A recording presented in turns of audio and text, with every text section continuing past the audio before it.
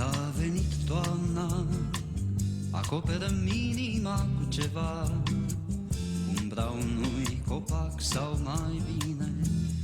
mai bine cu umbra ta.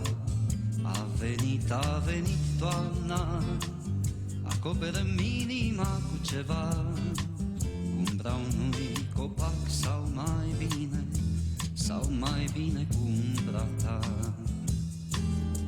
Mă tem că n-am să te mai văd uneori, ca o să-mi crească aripi ascuțite până la nori, ca ai să te ascunzi într-un ochi străin și el o să se închidă cu o frunză de pelin. Și atunci mă apropii de pietre și tac, iau cuvintele și le nec în mar, șuier luna și-o răsar și-o prefac într-o dragoste mare.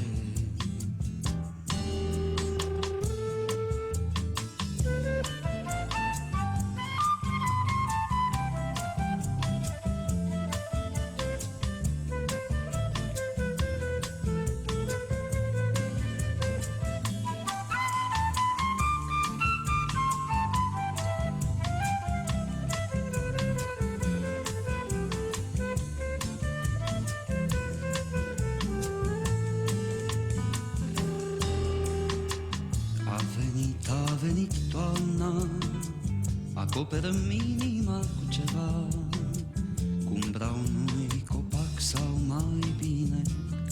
mai bine cu umbra ta.